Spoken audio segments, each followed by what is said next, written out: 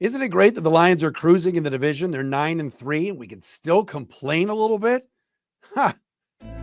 You are Locked On Lions, your daily Detroit Lions podcast. Part of the Locked On Podcast Network, your team every day.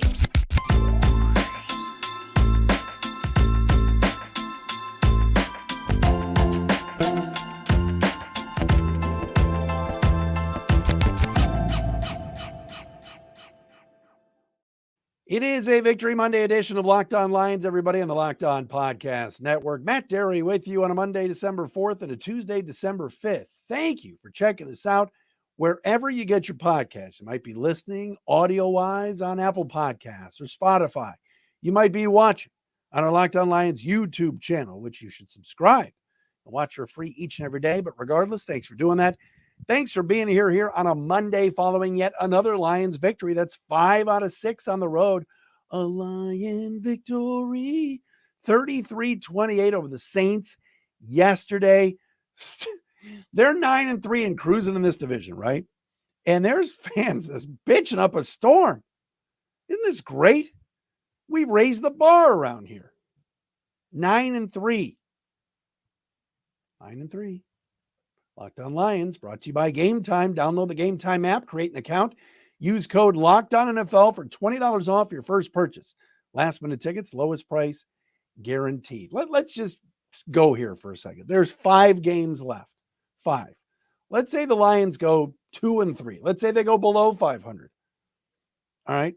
They'll still win 11 games and go 11-6.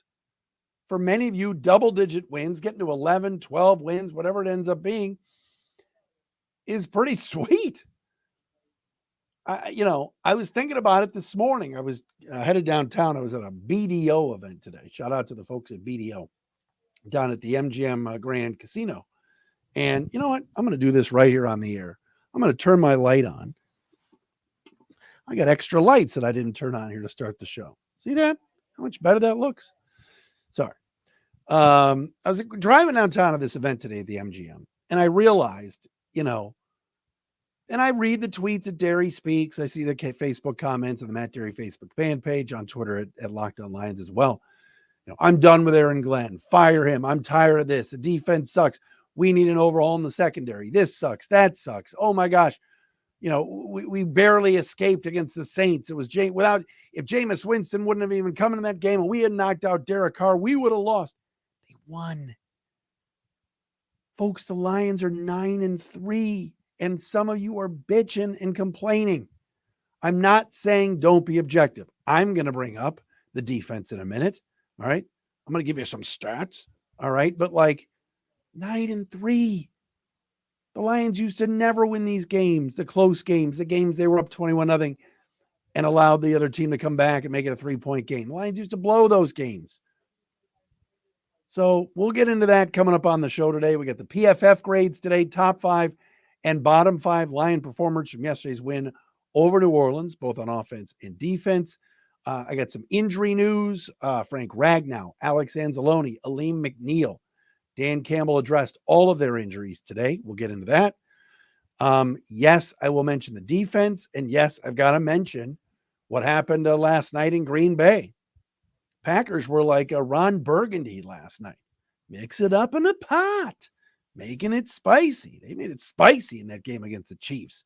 Officiating, shoves in the back on a Hail Mary at the end. Green Bay all of a sudden is hot. And look like a playoff team. Packers aren't going to catch the Lions in the division. All right. But Green Bay looks like a playoff team at 6-6. And if Jordan Love keeps playing like this and those young receivers keep getting better and they get healthy on defense, because remember, Alexander's been hurt, Campbell's been hurt. Packers are going to be a force to be reckoned with here in the division. But right now, this division belongs to our Honolulu Blue and Silver Gladiators. All right. So just to kind of piggyback on what I've been saying, I understand the angst with the fan base. We want perfection. We want beauty. We want 21-0 in the first 6 minutes of a game and then just a blowout. I was sitting with the Litkeys yesterday, my buddies Brandon and Nate, and I'm like, guys, we might see Teddy Bridgewater today. And then the Lions had to squeak it out at the end, get a Jared Goff pass to Josh Reynolds to ice the game just to win. But I just used the magic word there, and that is win, right? Lions won the game. And heading to Chicago this week to face the Bears. We'll talk to Lauren Cox from Locked On Bears on Thursday for the crossover. Bears are coming off a bye week, so they'll be semi-healthy and rested. But look, the Lions find a way to win. Lions are physical, right? The Lions are better than any team in this division. And I understand if you look at the NFC big picture and you go, oh man, San Francisco just went into Philly yesterday and whooped up on the Eagles. Right. I understand Philadelphia's had a murderous schedule and it continues this week with Dallas. And maybe the Lions aren't on that tier of Philly, San Francisco, and Dallas. All right. Maybe they're not. Maybe the defense isn't good enough. Maybe Aaron Glenn's not the answer.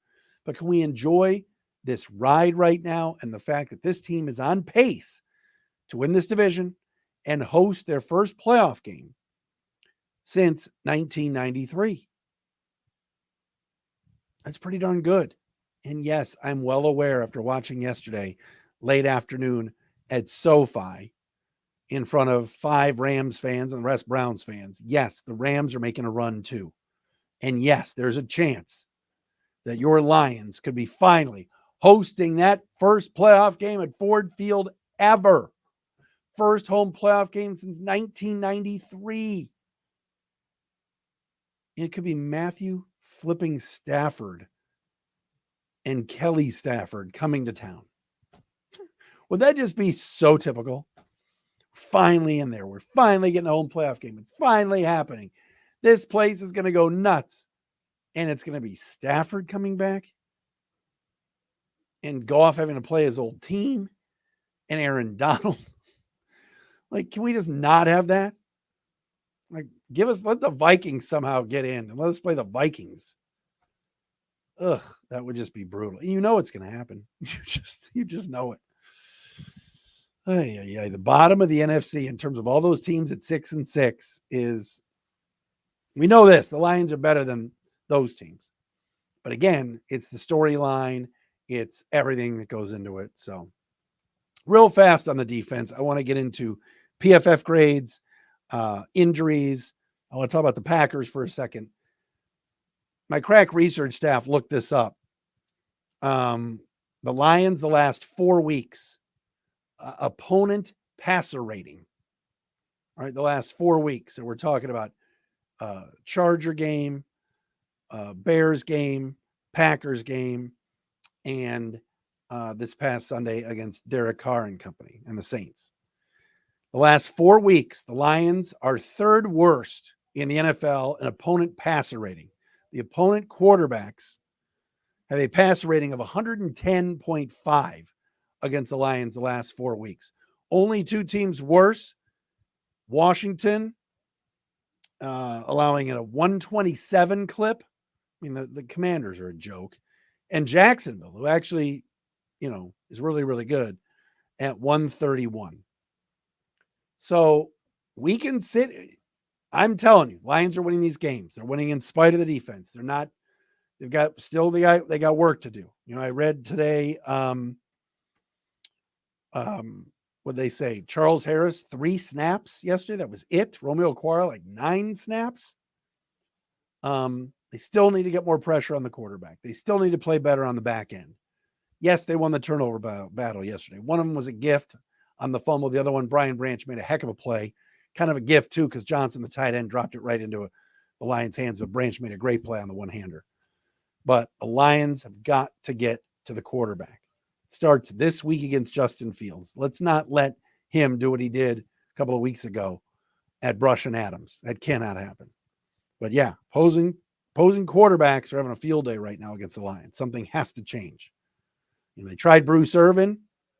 He had a sack, a quarterback hit, the big penalty. Could have been worse.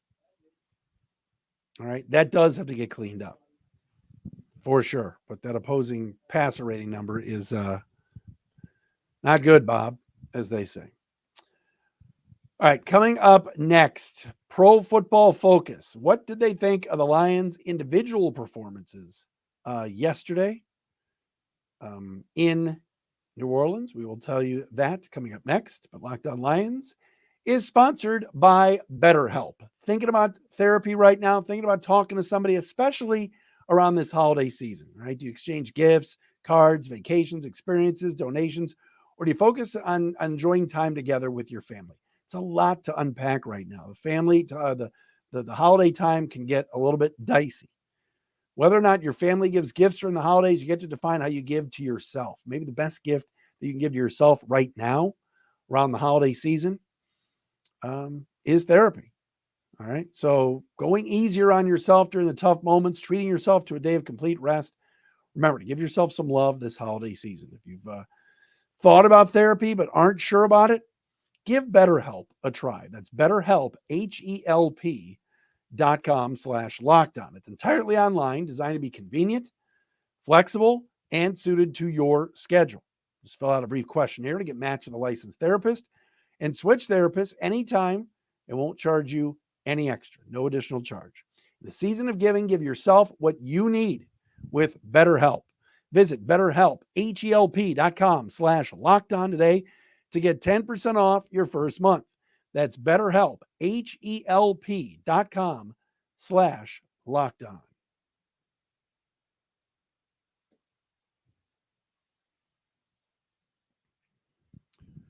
All right, Locked On Lions on a Monday edition, Locked On Podcast Network. Thanks for making us your first listen, checking us out wherever you get your podcasts. And again, please watch us on our Locked On Lions YouTube channel if you haven't watched the video version of this podcast. All right, every Monday we do this. Top 5 offensive players, bottom 5 offensive players, top 5 defensive players, bottom 5 defensive players for the Lions game yesterday in their 33-28 win over the Saints. Let's start on the offensive side. This is easy. This is a layup. But the top performer for the Lions on offense yesterday, you just knew this was going to be it, is Sam Laporta, the tight end. 9 catches, 140 yards, Lions rookie tight end record for most yards in a game, and a touchdown. What can you say about number 87, man? He has just come in and been a monster. A 90.7 grade for Sam Laporta, the rookie from Iowa. By the way, Iowa's a current offense. Penei Sewell, number 2, 80.4 for the right tackle. Jared Goff bouncing back nicely from last week's game. A 77.7 grade as he was batting third. Fourth for the Lions, Graham Glasgow started the game at right guard, moved over to center with the injury to Frank Ragnow, chimed in at a 76.0. And Brock Wright, it's a Brock party, 75.8 grade for the backup tight end. Top 5 players on offense. Bottom 5 performers, Colby Sorsdahl, who played right guard yesterday for the injured Frank Ragnow, 45.9. Jonah Jackson, how you doing, Jonah? 48.8 for the left guard. That was a Stern reference. If you get it, great. If not, whatever. I don't listen to Howard anymore. David Montgomery, third worst grade on the team, 54.7. Tied with Donovan Peoples-Jones, who played 12 snaps. I didn't even notice he was out there, but he was out there. Number 19. And Taylor Decker, 5th lowest grade at a 55.0. Those are your top 5 and bottom 5 Lion performances from yesterday's victory over the Saints. Dennis Allen fired yet? On defense, Romeo Okwara. Whoa, highest graded Lion. Only 9 snaps, but 90.2. Let's give him the nod. Go, Romeo. He had a sack, but only 9 snaps. Aiden Hutchinson, 89.9. Double teamed like crazy. 89.9 grade for Aiden Hutchinson. PFF loves him. Aleem McNeil comes in third at 78.1. We'll tell you about his injury coming up in a minute. Jalen Reeves-Maben played 20 snaps on defense and played very well. 76.9.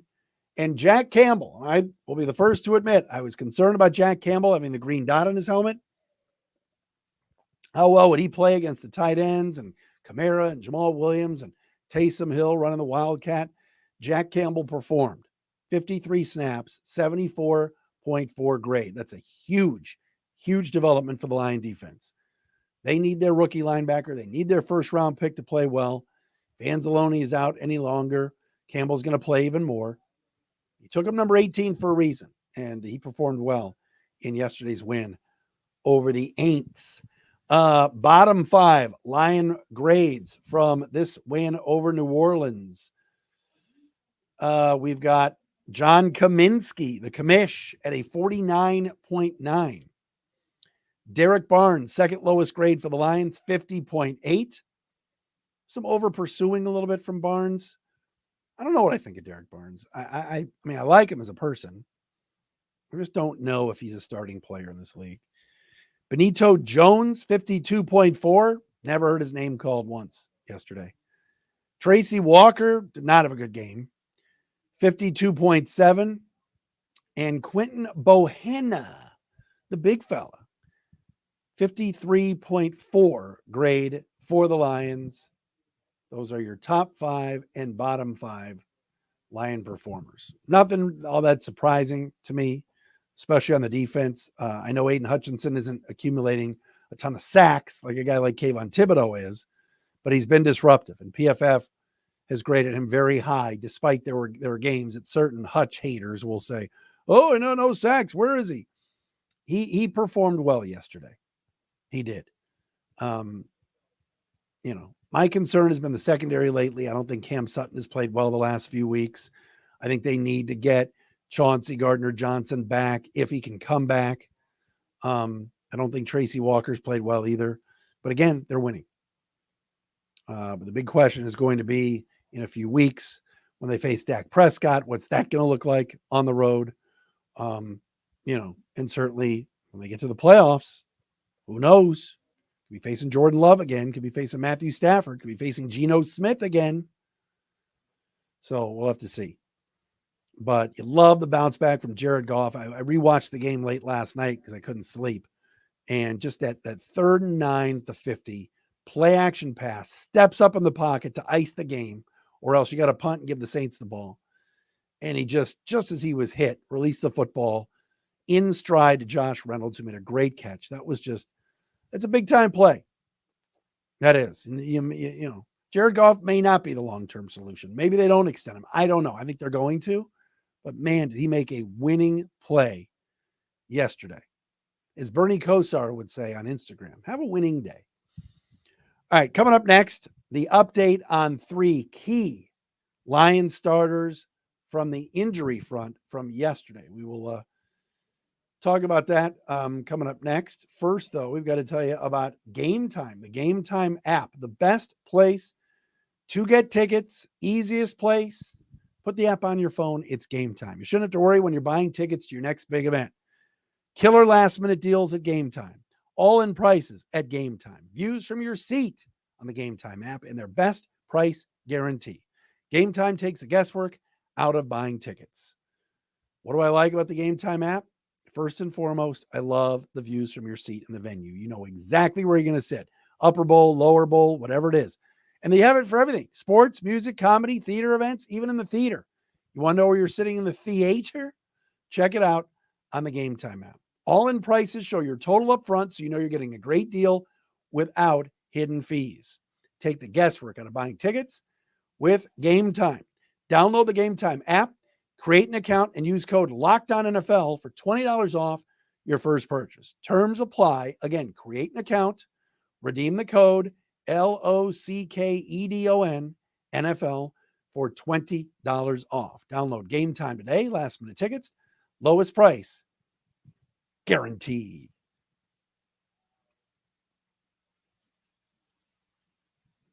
All right, so Dan Campbell had his normal, usual Monday press conference down at 222 Rodwood Drive in beautiful Allen Park. 3 key Lions starters need to get healthy. Number 1, Alex Anzalone did not play yesterday due to a hand and wrist injury. According to Dan Campbell, he's feeling a lot better and might play Sunday when the Lions travel to Chicago to take on the Bears down on Lakeshore Drive. So that should be good news. Alex Anzalone, according to Dan Campbell, has a chance of playing Sunday against the Bears. Frank Ragnow, MRI results. Lions coach says their Pro Bowl center, they got good news on his injured knee. But that does not necessarily mean Ragnow will play Sunday against the Bears. So if I had to guess, I'd say this is a 1 to 2 week injury as opposed to what they were fearing, which was multiple weeks and maybe the rest of the season. So Frank Ragnow, good news, but according to Dan Campbell, they're not sure if he's going to play or not on Sunday. And I'll say this about the Lions running game. It's not the same without Ragnow. It's not. Graham Glasgow fills in nicely. He started games for the Lions years ago at center. He's played center. He's played guard. He's a good player. All right. But Frank Ragnow is an elite center in this league. He's elite. And the Lions run game in the first quarter was smashing the Saints.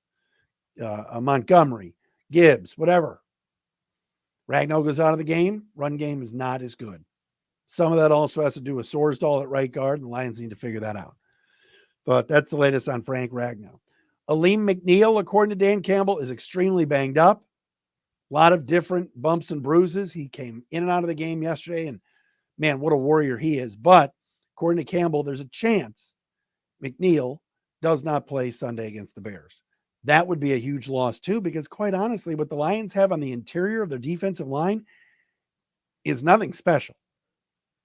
God bless Quinton Bohanna and Benito Jones and these guys, but their best interior D lineman is Aleem McNeil, right? Levi Onwuzurike, who knows where he is.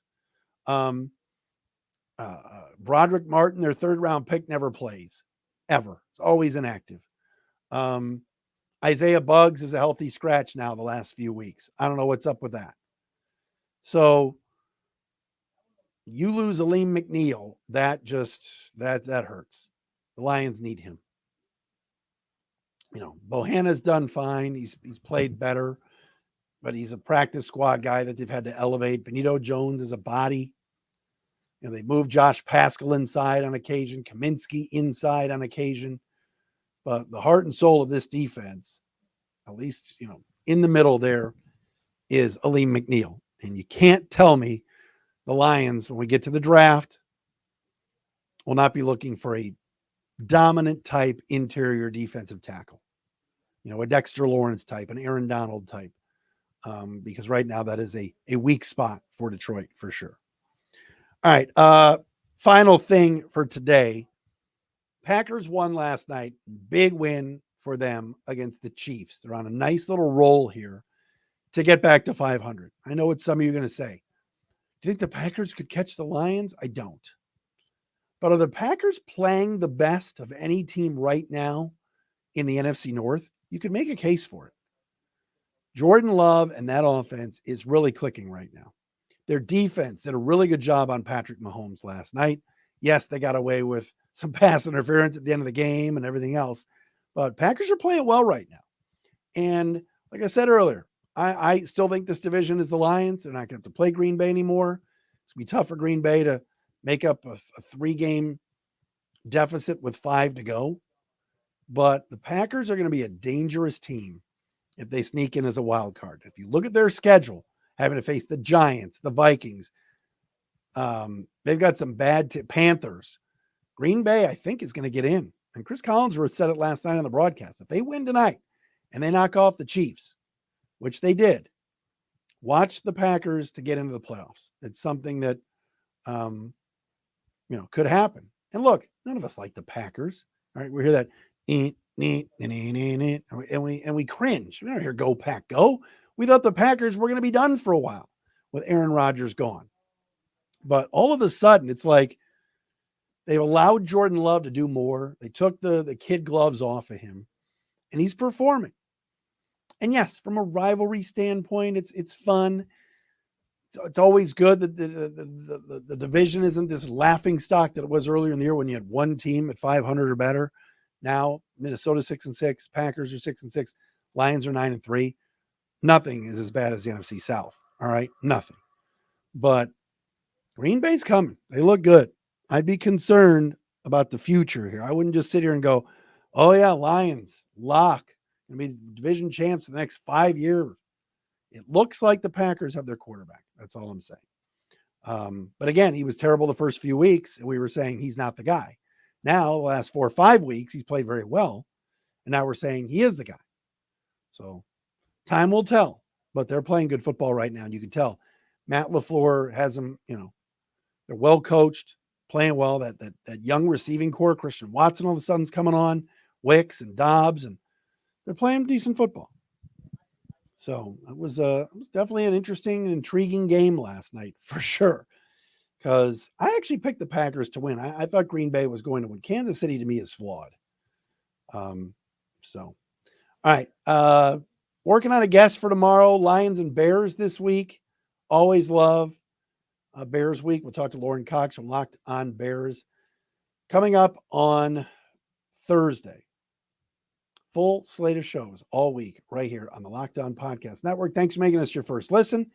Checking us out wherever you get your podcast. Subscribe on YouTube. Shall we? We'll do it again tomorrow.